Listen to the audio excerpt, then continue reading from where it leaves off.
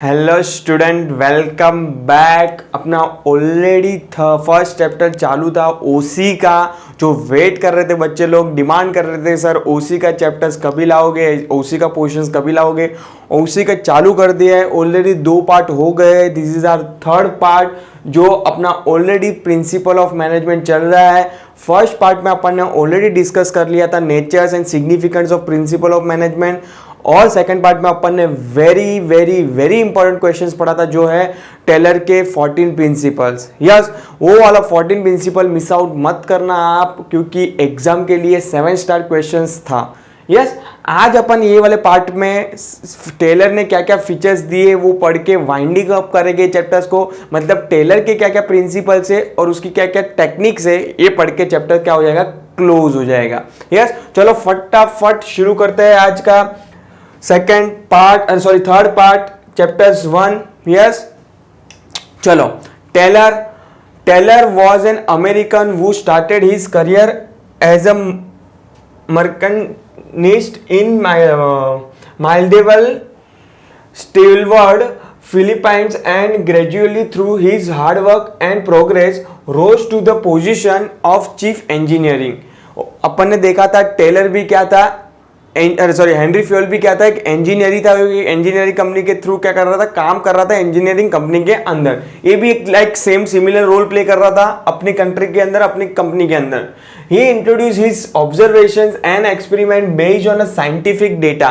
देखो, टेलर जो है modern management, father of modern management बोलते हैं, मतलब वो मॉडर्न मैनेजमेंट, मतलब जो मैनेजमेंट होता है उसको मॉडर्न टेक्निकली, मॉडर्न वे से क्या क्या इंपॉर्टेंस है, क्या क्या प्रिंसिपल होने चाहिए, वो बोल रहा था। टेलर क्या बोलेगा, साइंटिफिकली, मतलब प्रैक्टिकली पॉसिबल होना चाहिए, वही प्रिंसिपल होने चाहिए अपने मैनेजमेंट के अंदर, अदरवाइज नहीं होना चाहिए। देखो, मॉडर्न मैनेजमेंट और father of modern management Henry fuel ने बोला था, बट इसने क्या बोला, साइंटिफिक मैनेजमेंट, मतलब साइंटिफिक का साइंस का ही मतलब क्या होता है, प्रैक्टिकल। यस, चलो। Taylor approach towards the management is termed as a scientific management. For these contributions in a development management through, he is known as a father of scientific management। 1 marks का objective आ सकता है आपको कि भाई father of modern management Henry fuel, जो last part में पढ़ा था, और साइंटिफिक मैनेजमेंट का फादर कौन है, Taylor. Taylor management theory is based on a scientific experiment, मतलब जो भी एक्सपेरिमेंट कर रहा था वो साइंटिफिकली कर रहा था, प्रैक्टिकली कर रहा था, ट्रायल एंड एरर मेथड से फॉलो कर रहा नहीं था। This theory is involves the application of scientific approach to decision making and solving them at the same time.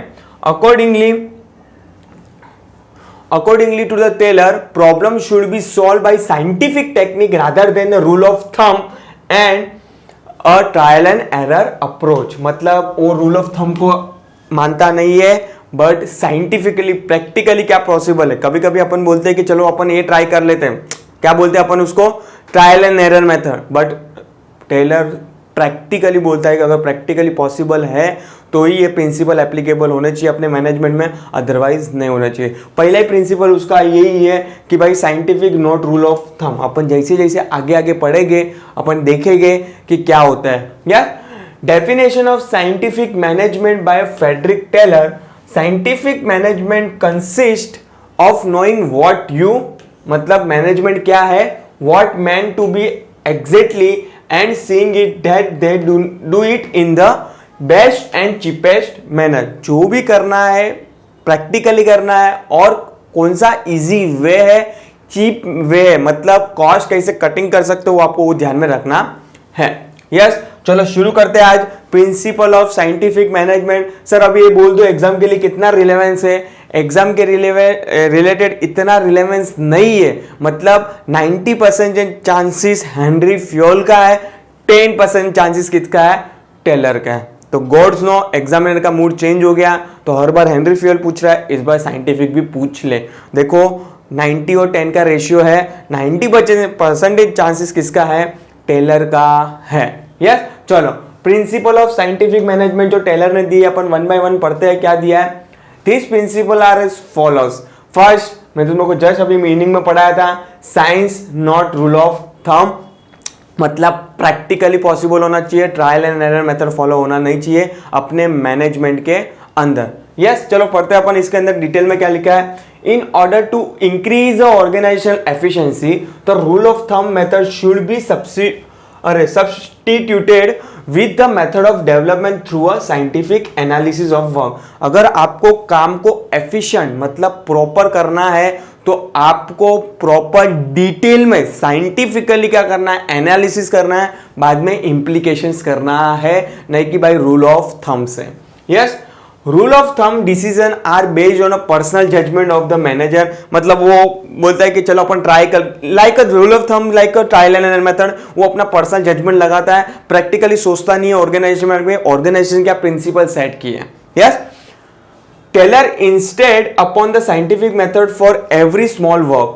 This principle is concerned with the selecting the best way of performing a job after a scientific analysis of that job and not by trial and error method, जो अपन ने already किसके अंदर पढ़ लिया, meaning के अंदर पढ़ लिया था। Standard required time and standard output should be defined by the manager. This will help in saving time and human energy and will result into the expected standard output. Sir अभी ये क्या बोल दिया भाई, तुम लोग कोई भी काम स्टार्ट करते हो ना तो एक स्टैंडर्ड टाइम डिसाइड करो कि कितना टाइम मुझे लगेगा। यही फॉर एग्जांपल मुझे क्वांटिटी बनानी है कुछ, तो एक क्वांटिटी के लिए मुझे कितनी टाइम लगेगा, कितना ह्यूमन रिसोर्सेज लगेगा, कितना नॉन ह्यूमन रिसोर्सेज लगेगा, उसके कारण अगर आप कुछ टारगेट सेट करो। स्टैंडर्ड का मतलब यहाँ पे क्या होता है, कोई टारगेट सेट करोगे, अगर वो टारगेट के विद इन आप अचीव कर रहे हो तो मतलब आपने एफिशिएंट काम किया है। अगर सपोज कि स्टैंडर्ड जो एक टारगेट सेट किया था अगर उसके बियॉन्ड जा रहे हो तो कहां ना कहां human plus non human plus other resources का क्या कर रहे हो, आप मिस यूटिलाइज कर रहे हो।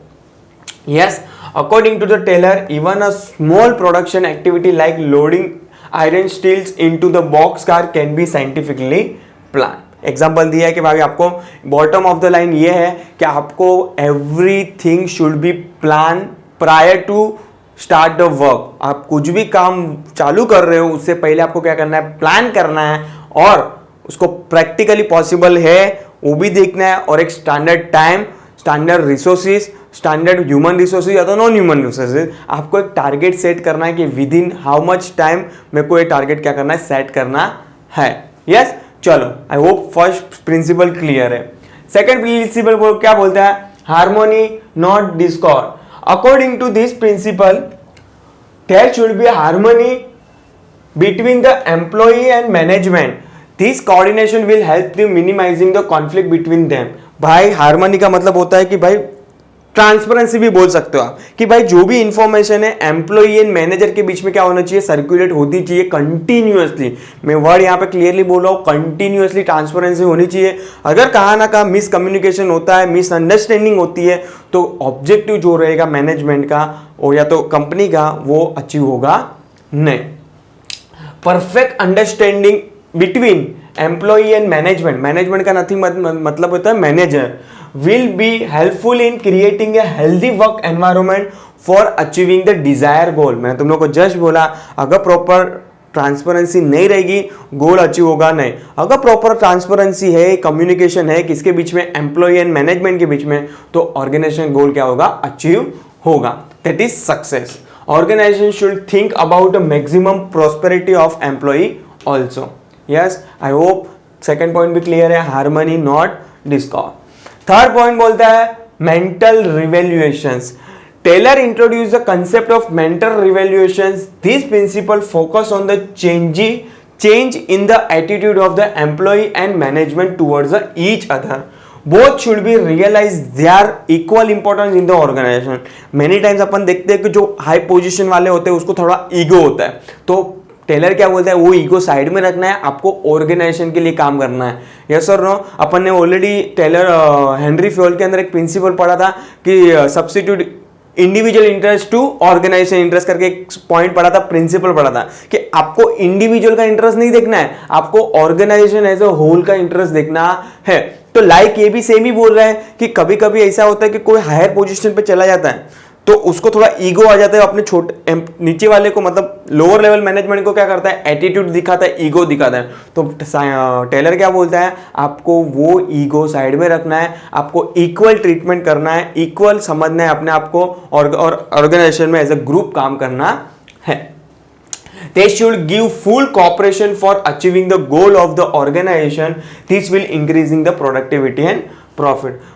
टेलर सेम बोल रहा है कि आपको ऑर्गेनाइजेशन के लिए काम करना है, ऑर्गेनाइजेशन का गोल जो सेट है उसके लिए काम करना है और क्या करना है, गोल अचीव करना है. यस, यहाँ पे पर्सनल एटीट्यूड ईगो साइड में रखना है. यस, थर्ड पॉइंट भी क्लियर है. फोर्थ क्या बोलता है, कॉपरेशन एंड नॉट इंडिविजुअलिज्म. ये सेम पॉइंट मैंने तुम लोगों को भी जस्ट बोला जो अपन ने किस में पढ़ा था, हेनरी फ्यूल में. भाई सब्स्टिट्यूट इंडिविजुअल इंटरेस्ट को नहीं करना है, आपको ऑर्गेनाइजेशन इंटरेस्ट को क्या करना है, फोकस करना है. This principal Mphasis on the mutual cooperation between the workforce, that is employees and management. यहाँ पे भी प्रैक्टिकली बोल रहा है कि आपको एम्प्लॉई एंड मैनेजमेंट के अंदर क्या रखना है, ट्रांसपेरेंसी रखना है. Due to cooperation, trust, team spirit, etc., internal competition will be turned into a healthy working environment. Management should always consider the suggestion given by the employee in decision making process. Suppose कि for example कोई ऐसा decision ले रहा है, अगर management पूछ रहे हैं अपने एम्प्लॉइज को, लोअर लेवल मैनेजमेंट को, तो उसका जो भी सजेशन आ रहा है उसको सुन के छोड़ नहीं देना है, उसको सुनना है और ऐसा लगा तो उसको इम्प्लीमेंटेशन भी करना है डिसीजन मेकिंग प्रोसेस के अंदर. Employee should be treated as an integral part of the organization in all the respect. At the same time, employees should be resist themselves from the going on a strike and making unnecessary demand from the management. अभी ये भी practical possible है कि कभी कभी अपन देखते हैं कि छोटे छोटे एम्प्लॉयज स्ट्राइक पे चले जाते हैं, हमारी मांगे पूरी करो. तो टेलर बोलता है कि आपको उससे दूर रहना है. एम्प्लॉयज को भी समझा रहे हैं कि आपको ऐसी कोई अननेसेसरी डिमांड नहीं करना है कि हम लोग आपकी पगार रातों रात डबल कर दो तो ही हम लोग काम करेंगे, अदरवाइज स्ट्राइक पे चले जाएंगे. ये सब चलेगा नहीं. ये मैं बोल रहा हूँ नहीं, टेलर बोल रहा है कि ये सब चीजें भी एम्प्लॉयज को, जो लोअर लेवल मैनेजमेंट में उसको भी क्या करना है, ध्यान में रखना है. They should be treat each other और the two pillar of the organization. मतलब टॉप लेवल और लोअर लेवल मैनेजमेंट को आपको सम्मान के लेना है कि we are the two pillar. अगर एक भी पिलर निकल गया तो ऑर्गेनाइजेशन क्या हो जाएगी, हिल जाएगी. तो दोनों पिलर को साथ में चलना है ऑर्गेनाइजेशन को बिल्डअप करने के अंदर. यस, फोर्थ पॉइंट भी क्लियर है, कॉपरेशन एंड नॉट इंडिविजुअल. मतलब आपको इंडिविजुअल इंटरेस्ट देखना नहीं है, organization as a whole interest देखना है.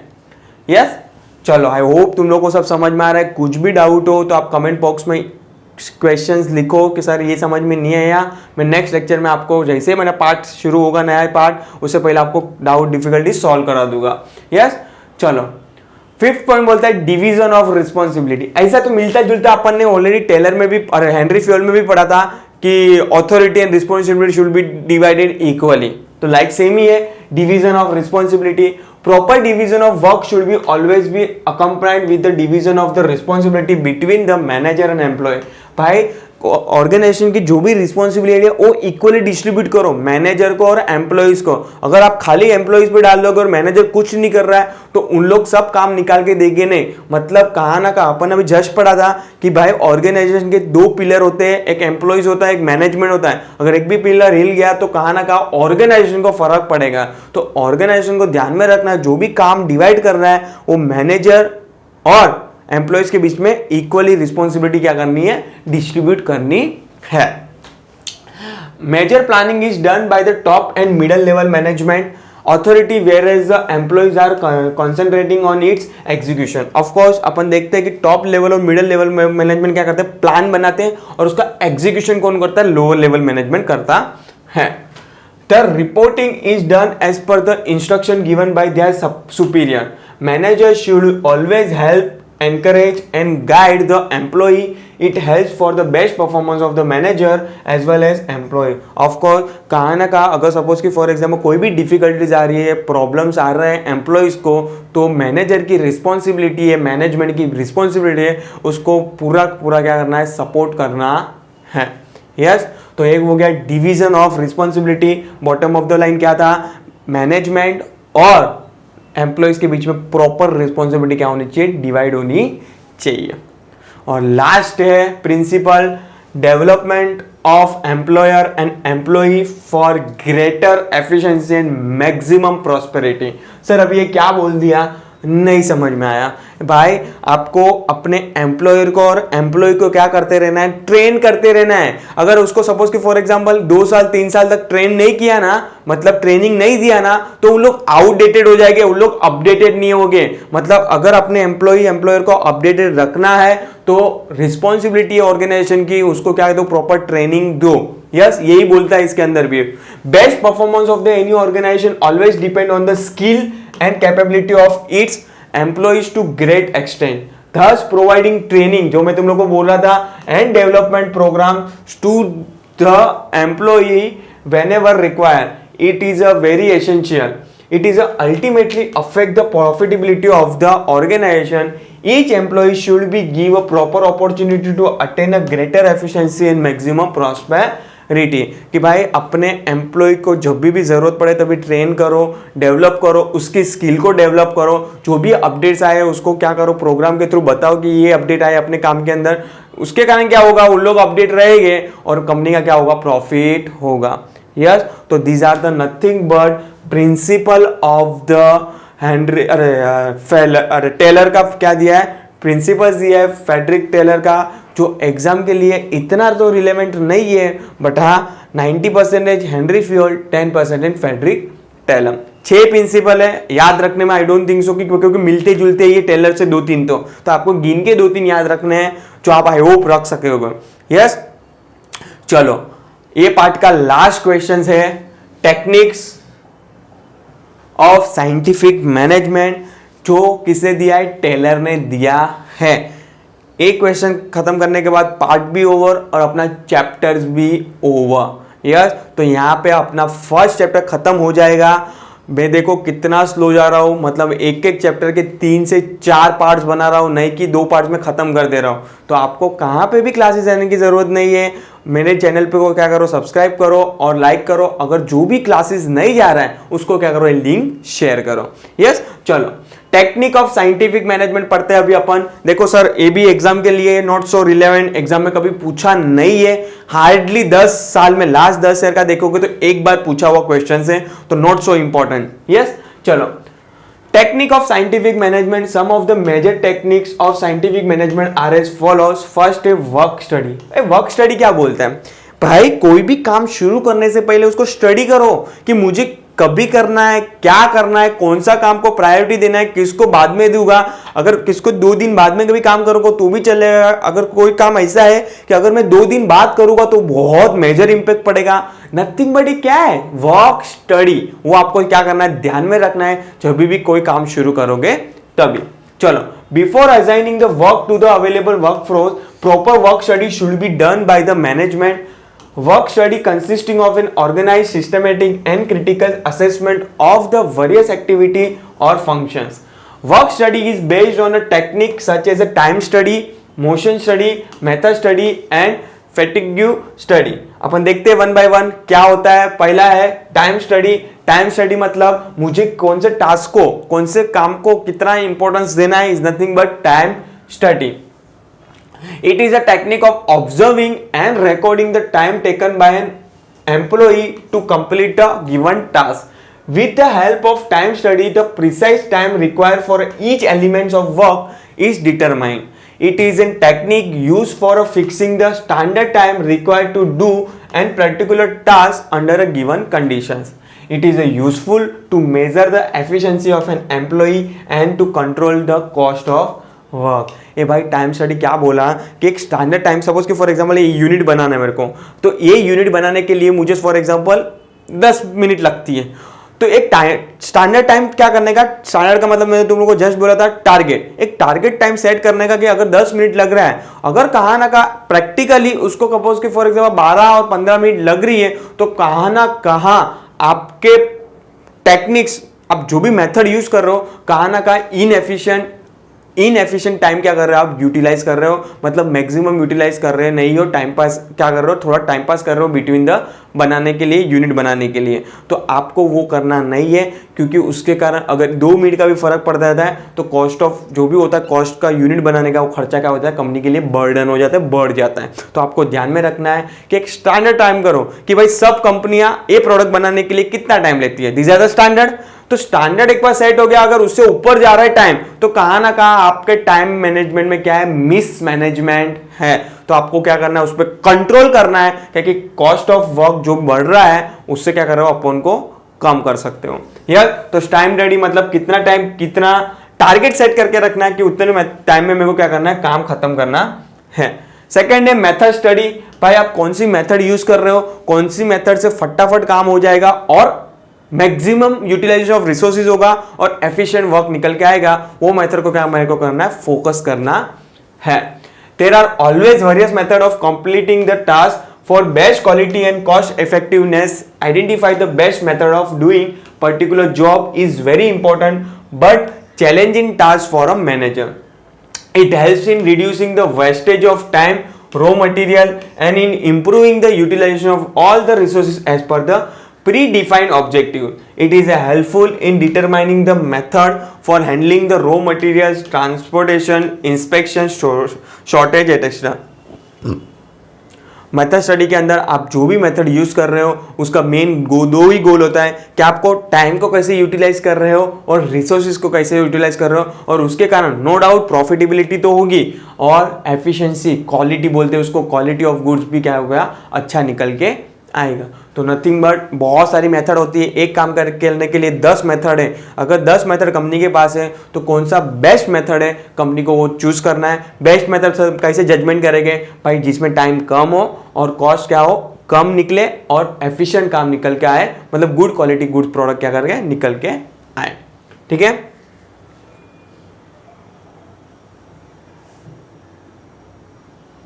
चलो नेक्स्ट है motion study. The study of required motion means the movement of an employee as well as machine while completing the particular task is very important. It is helpful in eliminating the unnecessary motions and finding the best method of doing a particular job. It is also helps in improving the efficiency of the employee.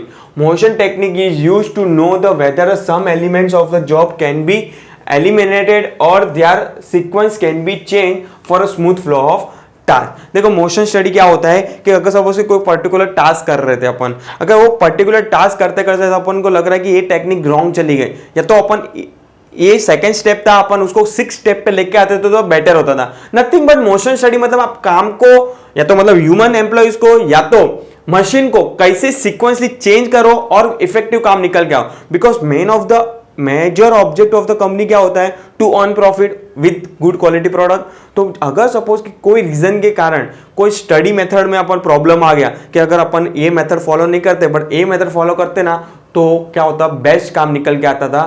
तो उसको nothing but motion study बोलते हैं कि आपको कैसे वो machine को या तो एम्प्लॉइज को, अपन कभी कभी ऐसा भी बोलते हैं कि अपन सपोज कि ये बंदे को यहाँ पे नहीं यहाँ पे फिट किया रहता तो काम ज्यादा अच्छा निकल के आता था। नथिंग बट क्या करना है आपको, जो भी एम्प्लॉई है और मशीन है उसको क्या करना है, चेंज करते रहना है स्टेप्स, कि उसके कारण आपको क्या रहेगा, इफेक्टिव वर्क निकल के आएगा। नथिंग बट मोशन करना है। मोशन मतलब आपको जो भी चेंजेस हो रहे हैं उसको क्या करना है, एक्सेप्ट करना है। अगर नहीं लग रहा है कि आपको चेंज नहीं करना पड़ रहा है तो कहां ना कहां ऑर्गेनाइजेशन गोल अचीव होगा नहीं। अगर आप एक ही मेथड को फॉलो फिक्स कर रहे हो तो कहां ना कहां जो खर्चा बढ़ रहा है कंपनी को वो बढ़ते ही जाएगा। क्योंकि अगर सपोज कि फॉर एग्जांपल देते हो तुम लोग को समझ में आ जाएगा कि फॉर एग्जांपल कंपनी के पास 2-3 मेथड है। अगर सपोज कि फर्स्ट मेथड के कारण उसको एक यूनिट बनाने के लिए 10 मिनट की जगह 15 मिनट लग रहा है, और सपोज कि फॉर एग्जांपल थर्ड मेथड को फॉलो करते थे उन लोग तो उसको खाली 8 मिनट ही लगता था, तो उनको ये मेथड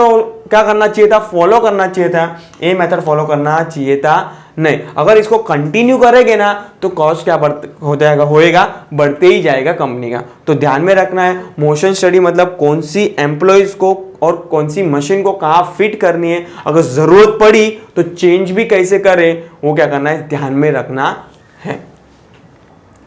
चलो नेक्स्ट है fatigue study. Generally long working hour without sufficient break, target pressures, heavy working tools and poor working condition result into the physical and mental strain। भाई आपने एम्प्लॉय, अगर आप बॉस हो, एम्प्लॉयर हो, बॉस हो, तो आपको अपने एम्प्लॉय का ध्यान में रखना है कि भाई वो सफिशिएंट टाइम में क्या ले, ब्रेक ले। भाई 3 घंटे बाद कंटिन्यू काम कर रहा है तो उसके बाद 10-15 मिनट क्या कर रहे, ब्रेक ले। तो उससे कारण क्या होगा, उसको एनर्जी वापस आएगा। अगर वो कंटिन्यूस 7-8 आवर काम करेगा तो उसको mental pressure plus physical health पे क्या होगा, फर्क पड़ेगा। तो ये रिस्पॉन्सिबिलिटी ऑर्गेनाइजेशन की है कि इसको ये स्टडी भी करना है अपने एम्प्लॉइज के लिए। It has an adverse affect on the health and efficiency of employees. Of course adverse affect ही पड़ेगा, गुड अफेक्ट थोड़ी पड़ेगा। अगर सपोज कंटिन्यूस कोई बंदे को तुम लोग विदाउट एनी ब्रेक 7-8 घंटा काम करा रहे तो कहा ना का उसको मेंटल प्रेशर तो है, प्लस प्लस उसकी फिजिकल हेल्थ को भी क्या करेगा, अफेक्ट होगा।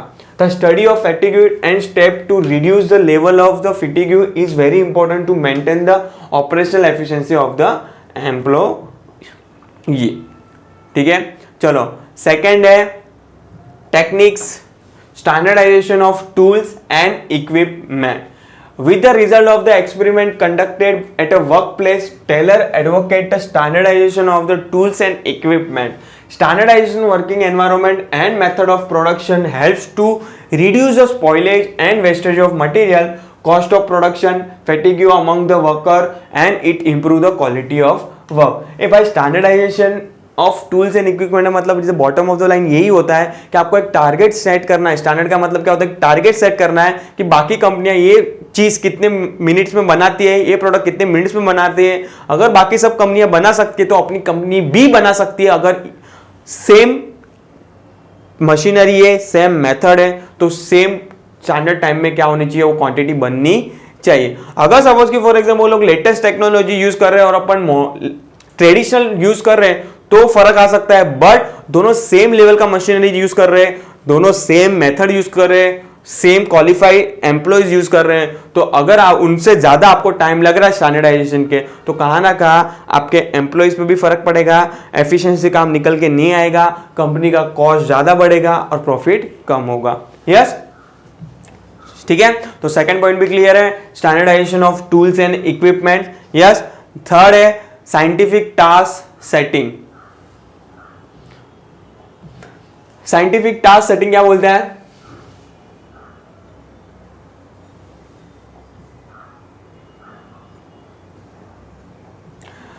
Taylor emphasizes the need for fixing the fair day work. Scientific work setting is important to prevent the employee from doing work much below their capacity.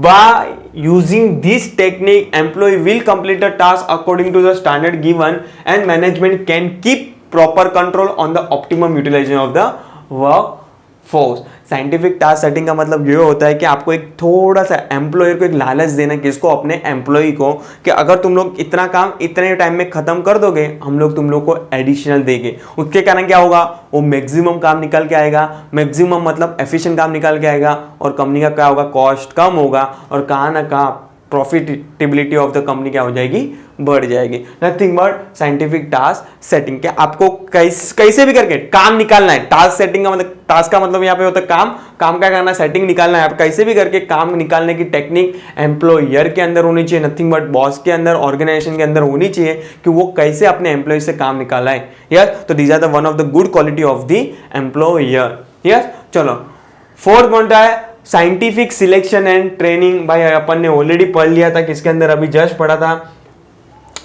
Principal के अंदर, कि आपको अपने एम्प्लॉय को क्या करते रहना है, अपग्रेड करते रहना है उसकी स्किल के अंदर। वो कैसे होगा, through training. Yes, management can be select right person for right job by using a scientific selection procedure. It need to fix the job scientification as per the requirement. Employees are selected according to the predetermined standard in a impartial way. After selection, management should be provide the proper training program to increasing their efficiency. देखो अपन ने already meaning में भी पढ़ा था management के अंदर कि अगर राइट पर्सन राइट प्लेस पे होगा तो मैक्सिमम काम निकल के आएगा विथ एफिशिएंट वर्क। अगर सपोज कि फॉर एग्जांपल कोई पर्सन को अपन ने हायर किया अकाउंट्स के लिए और अपन उसको आईटी सेक्टर के अंदर डाल रहे हैं, तो ये these are the not maximum utilization of the human resources. तो आपको ध्यान में रखना है कि आपको क्या करना है, मैक्सिमम यूटिलाइजेशन करना है टाइम का, और प्लस सिलेक्शन के बाद उसका रोल खत्म हो जाता है एम्प्लॉयर का, नहीं भाई उसको क्या करते रहना है, अपग्रेड करते रहना है अपने एम्प्लॉइज को, कि भाई कभी भी सपोज कि न्यू टास्क आ रहा है, न्यू चेंजेस आ रहे हैं, या तो लॉ के अंदर या तो फिर फॉर सर्टन मशीनरी के अंदर, जो फील्ड में वो काम कर रहा है एम्प्लॉय, अगर उसमें कुछ भी चेंज आ रहा है तो उसको क्या करते रहे, ट्रेन करते रहना है। यस, चलो नेक्स्ट 5th पॉइंट बोलता है अपना functional organization. In this concept of Taylor, planning is separated from the implementation. That means planning is done by different people and actual work is supervised by the different people. I hope you know very well, अपन ने just अभी पढ़ा था कि भाई top level और middle level management क्या करते हैं, प्लानिंग करते हैं, और उसका एग्जीक्यूशन कौन करता है, लोअर लेवल मैनेजमेंट। तो यही बात टेलर भी बोल रहे हैं यहाँ पे। Thus, every worker will be supervised by 2 different set of supervisor. He recommended total 8 foremen to control the various aspect of production. They are categorized as follow. देखते हैं अपन 2 पार्ट्स में इन लोग ने दिया है, एट प्लानिंग लेवल क्या होता है और एट इम्प्लीमेंटेशन लेवल क्या होता है। देखो प्लानिंग लेवल मैंने तुम लोग को जस्ट बोला, प्लानिंग कौन करता है, टॉप लेवल मैनेजमेंट और या तो मिडिल लेवल मैनेजमेंट। मेजोरिटी यही लोग क्या करते हैं, प्लान करते हैं, बट उसको इंप्लीमेंटेशन एग्जीक्यूशन कौन करता है, लोअर लेवल मैनेजमेंट। चलो पढ़ते हैं प्लानिंग लेवल पे क्या क्या करना है आपको। Route clerk tells how work moves from one machine to another, मतलब आपको गाइड करना है कि कैसा वो क्लर्क एक मशीन से दूसरी मशीन में क्या करेगा, अपना काम ट्रांसफर करेगा, मूव करेगा। Instruction clerk record instruction to complete the task, कितने टाइम में काम हो जाना चाहिए। ये सब प्लानिंग स्टेज पे होता है कि कौन सा रूट अपन को मेथड यूज करना है, कितने टाइम में काम खत्म करना है, कितना कॉस्ट लगेगा मुझे, ये सब यहाँ पे होता है, प्लानिंग स्टेज पे होता है। Third, time and cost clerk determine ध्यान in which the work should be completed and work out the cost, कि भाई मुझे कितना खर्चा लगा एक काम करने के लिए, या और मैंने स्टैंडर्ड जो सेट किया था वो स्टैंडर्ड के विद इन काम हुआ है कि ऊपर गया है। यस, तो नथिंग बट टाइम स्टडी जो अपन ने ऑलरेडी फर्स्ट पॉइंट में पढ़ा था। और last, discipline ensure that worker are working as per the factory rule, मतलब एवरी एम्प्लॉयज को फैक्ट्री के जो भी रूल्स एंड रेगुलेशंस है उसके हिसाब से क्या करना है, काम करना है। ये 4 चीज ध्यान में रखनी है जब भी आप प्लानिंग करोगे। फर्स्ट, रूट क्लर्क, मतलब आपको मूवमेंट देखना है कि भाई वो कैसे मूव करेगा अपना मशीनरी जब भी चेंजेस की जरूरत पड़ी तो। सेकंड, इंस्ट्रक्शन क्लर्क, कि भाई कितना क्या काम कैसे करना है, nothing but instruction clerk. Third, time and cost clerk, मतलब आपको ध्यान में रखना है कि टाइम कितना लगेगा, स्टैंडर्ड टाइम, और प्लस उस पर कितना खर्चा होगा, कॉस्ट। और last, discipline, every employer organize उम्मीद करेगा कि अपने एम्प्लॉय वर्कर क्या करे, कंपनी के रूल्स एंड रेगुलेशन को क्या करे, फॉलो करे, नथिंग बट डिसिप्लिन में रहे। एट ए इंप्लीमेंटेशन लेवल, पहला है गैंग बॉस, मतलब actually gets the work done. Of course यहाँ पे सेकंड स्ट्रेटजी क्या है, इंप्लीमेंटेशन, जो भी बॉस ने सेट किया था टारगेट उसको क्या करना है, इंप्लीमेंट करना है। Second, speed boss, ensure that the work is completed in a specific time, nothing but standard time. ये भाई लोअर लेवल मैनेजर को ध्यान में रखना है कि जो भी टारगेट सेट किया था टाइम वाले में, किसने, अपर अथॉरिटी ने, मिडिल लेवल मैनेजमेंट में, टॉप लेवल मैनेजमेंट में, वो जो भी टारगेट सेट किया था वो टाइम में क्या करना है, आपने वो काम खत्म करके देना है। Third, repair boss handle security and maintenance of the machine. Of course ये भी ध्यान में रखना है कि इसको वर्कर को, कि भाई मशीनरी को जब भी जरूरत पड़े तभी क्या करना है, मेंटेन करके रखना है, मेंटेनेंस करना है। और लास्ट है inspector, ensure that work is done as per the specific standard. ये भी ध्यान में रखना है एम्प्लॉयज को कि जो भी टारगेट दिया है, जो भी स्टैंडर्ड टाइम दिया है उसके टाइम में, विद इन टाइम में और विद इन टारगेट में मैंने काम करके दिया कि नहीं, nothing but inspection. Yes, according to the Taylor, with the help of proper division of activity into the planning and implementation, management can definitely achieve the required performance from the employees. Of course, जो भी Taylor ने बोला है कि अगर तुम लोग organisation को 2 पार्ट में डिवाइड करो, मतलब प्लानिंग और इम्प्लीमेंटेशन में, तो वर्कफोर्स मैक्सिमम यूटिलाइजेशन होगा और कहा ना कहा ऑर्गेनाइजेशन के लिए ही क्या है, फायदा है। प्लस लास्ट टेक्निक बोलता है differential piece rate wages plan. Remuneration should be fixed in a such a way that average worker is motivated to attain the standard output. Taylor suggested the differential piece wages system. Higher the rate are offered to an employee who complete the work more than the standard quantity under this system. अभी Taylor क्या बोलता है कि अगर आपको employees को motivate करना है ना तो उसको एक ही वे से ज्यादा मोटिवेट कर सकते हो जो है फाइनेंशियल. अगर सपोज कि फॉर पीस रेट के बेस पे क्या बोलते हैं कि अगर सपोज कि स्टैंडर्ड कि एक बंदा एक मैन अगर एक दिन में 100 यूनिट बनाता है, कितना, एक दिन में 100 यूनिट बनाता है, जस्ट एग्जांपल के लिए ट्रीट करना. अगर एक बंदा एक दिन में 100 यूनिट बनाता है, अगर सपोज कि वही बंदे ने नेक्स्ट डे 120 यूनिट बना दी तो उसको 20 यूनिट का क्या देना है, एडिशनल क्या देना है, वेजिस देना है. Nothing but differential piece rate wages plan. उसके कारण क्या होगा, वो मोटिवेट होगा. और जो स्टैंडर्ड है, स्टैंडर्ड क्या होता है कि भाई एक एम्प्लॉइज की कैपेसिटी होती है कि वो दिन में इतना ही यूनिट बना सकता है. अगर वो किसी दिन ज्यादा यूनिट बना देता है, मतलब स्टैंडर्ड से ज्यादा बना है, तो उसको अप्रिशिएट करना in form of the financial, मतलब वेजेस ज्यादा देना है वो पीस का.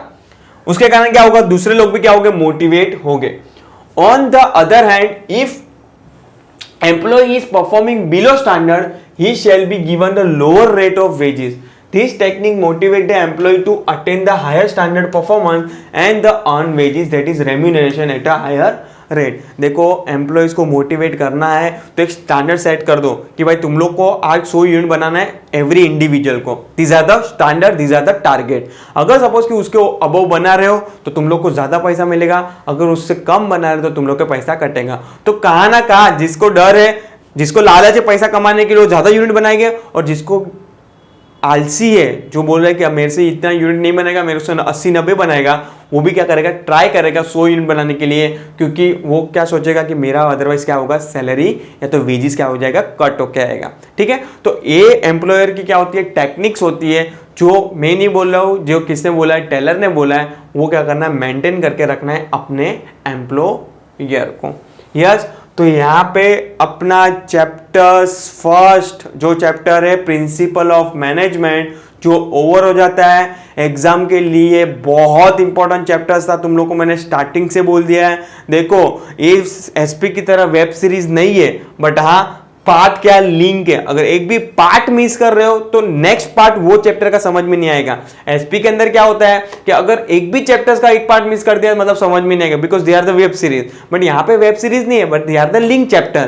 कि एक ही चैप्टर का आप डायरेक्ट थर्ड पार्ट देख रहे हो, तो मैं कभी कभी बोलता हूँ कि फर्स्ट पार्ट में, तो फर्स्ट पार्ट में मैंने उसको डिटेल में पढ़ा रहेगा. तो आपको जब भी चैप्टर्स चालू कर रहे हो ना, तभी आपको उसके फर्स्ट पार्ट से पढ़ना है, नहीं कि डायरेक्ट जंप लगाना है थर्ड पार्ट या तो फिर फोर्थ पार्ट पे. यस, तो जब भी नया चैप्टर्स चालू कर रहा हूं मैं, तो नया चैप्टर्स आप भी देख रहे हो, तभी आपको उसके सब पार्ट्स देखने हैं, नहीं कि खाली बीच बीच वाले पार्ट.